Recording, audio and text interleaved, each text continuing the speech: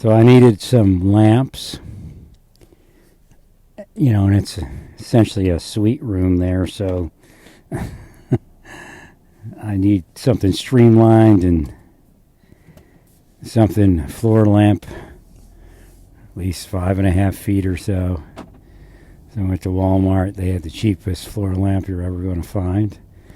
I wanted to get it in brown or black to give it like an industrial kind of look, because I'm going to put an Edison bulb in it. But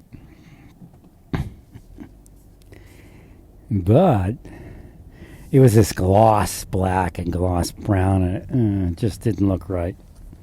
So I want to make sure my seatbelt's on. I have my ditty bag here that I hang around off my shoulder, and I thought that was my seatbelt. But I didn't pull out the public highway yet. So, I know any vehicle moving, yada, yada, yada. It's praising God that I didn't pull out on the highway without my seatbelt.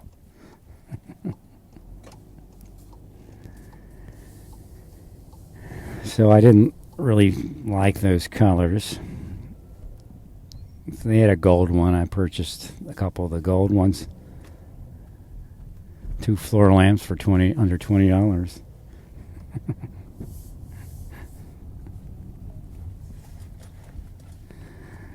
So I'm gonna put a couple of Edison bulbs in there, and I have these LED ones, so they're very cost effective. I was feeling guilty because my rent's low enough, and I even fixed my toilet the other day. I told the boss he was gonna reimburse me. I said, no, my rent's low enough. I can chip in around here, because there's a lot less fortunate people that live here.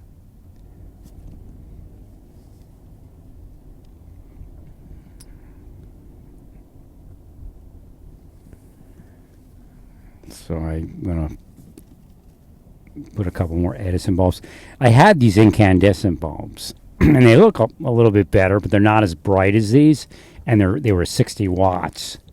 And I had quite a few lanterns that I had purchased at Walmart before that I showed you in other photos.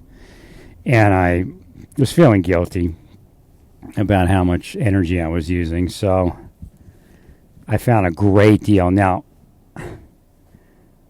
somebody it may have hooked me up at Amazon, or God blessed, or both, because I couldn't find a good deal on LED bulbs. As I needed amber 60 watt, but I wanted the lumens to reflect like 70 or 75 watts, the brighter ones, and I found it. And I found a great deal, and I bought, I guess, 12 of them or something like that. And I had some extra ones. And I'm going to use them on these floor lamps. And they're nice. They're probably about as nice a LED bulb you're ever going to get. Especially for the price I paid. It was unbelievable. So again, on the cheap there. And the back behind the bed area, like the corner there where the beds are, I wanted to put a couple of floor lamps in to get some light back there. It isn't necessary, but it just didn't have the right feel. And then I can turn those on at night, and I have a dimmer that they'll plug into. And that was the point. They were LED Edison bulbs that dimmed, that were about, trying to remember, I guess about 600 lumens or something. They were much brighter than my incandescent, yet they only use 6 watts. So, I don't. In all of my lamps, I probably just about get to one bulb of the 8 or 9 that I had before. So I'm feeling much better with my energy use.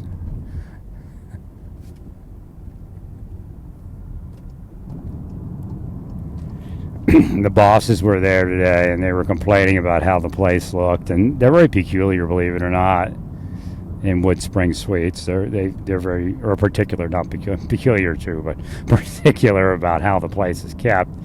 And it is an older building. And the only way that I knew that they kept that one in Norman clean was to continually paint it. I mean, they wiped it down, but they continually painted it.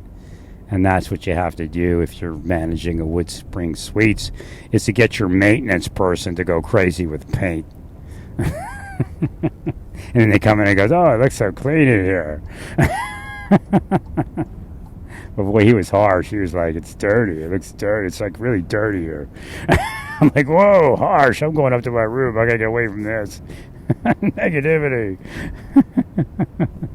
So I guess they were being audited and inspected. And, WoodSpring Suites is what it is, and it's really, I'm happy to see that it exists, and I'm happy to know that it existed throughout the economic downturn. And they, I think, started just before the economic downturn, if I'm not mistaken, or maybe even a little sooner. But it just was there and ready. So again, that is a good thing. And they gave me a nice room this time. Or it's run down, but it's a little bit bigger than my other room. And I don't feel as pushed to move into another place. And I enjoy being there and speaking to people, and it reminds me kind of the community I grew up in, and my first so many years of my life. I mean, I wasn't all that old. I was probably first 10 years of my life, but that's probably what formed my life. I was speaking to someone the other day, and she was Puerto Rican, and I'm in Texas, and I guess she grew up in California, so Puerto Rican not so much, mostly Mexican. So she's not been around somebody from Philadelphia. Philadelphia is kind of like, we used to be the Puerto Rico capital of the world, and besides Puerto Rico, the foreign capital or whatever, the satellite capital, I guess that's what I should call it. And I said to her, because at first she said it, and I just didn't say anything because I didn't want to speak too much, make her uncomfortable. Because she said, I forgot how it came up. Oh, spiritual abilities. Because people from Spain, and that includes Puerto Ricans, Mexicans, Central Americans, South Americans, they don't realize that a lot of their families were Jewish. There is a very large Jewish population within Spain, and they were Kabbalists. They were intelligent Jews. So, and the funny thing is, somebody said that she was the woman who had the witchcraft done to her when she was a kid. I was talking to both of them today, and said she's going to be a healer. She's going to be a healer. And that's what she said. So, again, I saw her. I kept seeing her. I kept looking down the hallway. I walked down the hallway. So I was like, okay, there's something up with this person. So I was talking to her, and I explained how it worked just so she wouldn't get too freaked out if it kept happening. And she might not have, because she seems pretty well-minded. But I did tell her, I said, I grew up, my first friend in life, male friend, was Puerto Rican, and my first sisters, and I remember the parents, and so, and then I was in the Army, and everybody was my friend. Not everybody, but a lot of people, my friend, were Puerto Rican. So I know what Puerto Rican is. You were like, I'm Puerto Rican. Do you know what it is? But she sees the difference between the Mexican culture and the Puerto Rican culture. It's a totally different thing. Now, it's a shame what's happening in Puerto Rico today, because that's not Puerto Ricans. That's not really who they were, and probably who they're not as a whole. Generally good people, working people. I wish I never left the ghetto, believe me. When we moved to the Northeast, I was a little bit up, and that wasn't better. And then we moved out to the suburbs. That wasn't better. I'm happy to be around minorities right now. They're like adorable. I was talking to somebody the other day. I said, you don't realize what it's like around here. Now, Oklahoma had some people that were nicer. It was like kind of, I mean, forget about Santa Fe. I helped them, but here, you say hi, they say hi. You know, it's odd that somebody doesn't respond or try to say hi to you. And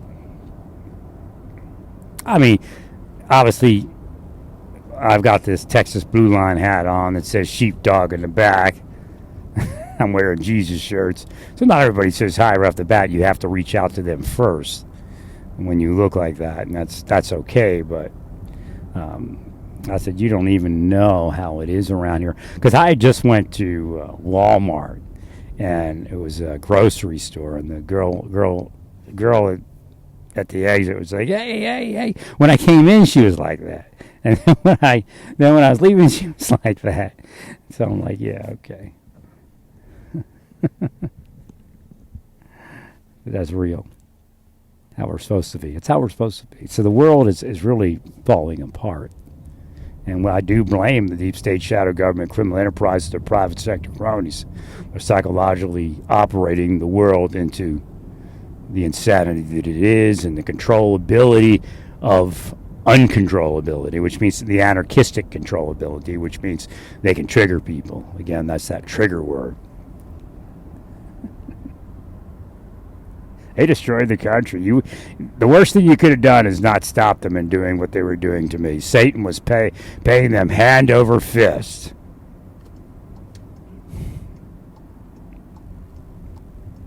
I was tortured for 25 years.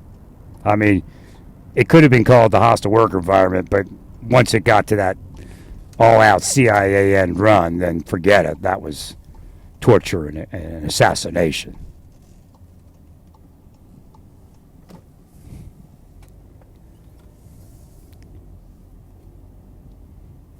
So the president says he's not perfect, and of course, if he said he was perfect, what is he? He'd be a liar, right? Oh, they got the car checked out. Let me see how they're doing. Let's see if he's doing okay. Now, somebody's changing the transmission in a vehicle.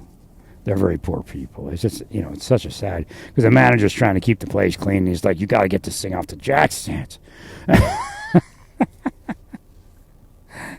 And, they're poor people, and all they know is they got a junkyard transmission that might work. They got to get the one out and the other one in. And actually, the guy's wife was pulling the transmission because he messed up. He left the bolt in there. And she was, like, trying to figure out what was wrong while he couldn't get it out.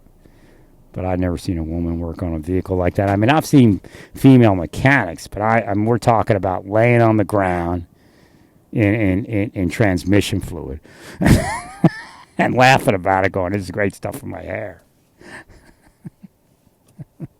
And that's actually Paul's mother.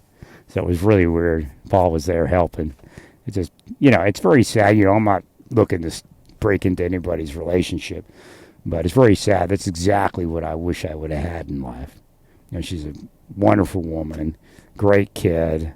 I could have made him a preacher. I'll be a great preacher, be a great evangelist, even a greater evangelist. And he really would want to do it. You just need somebody there with him to move him in that direction.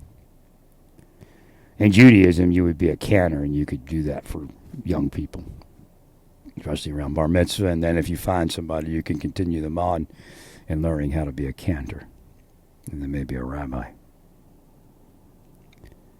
So again, the world is what I say it is, not what you all fake it to be. Now, I'm not saying that the president's not doing a great job. He's doing a great job. He said he was a sinner. He confessed before all the world. I mean, you'll miss it if you're a jerk, if you're a deep stater, if you're a devil, if you're a demon, you're antichrist, witch, sorcerer. You'll miss it, but the president just confessed in front of the world, I've done wrong things. That's a confession.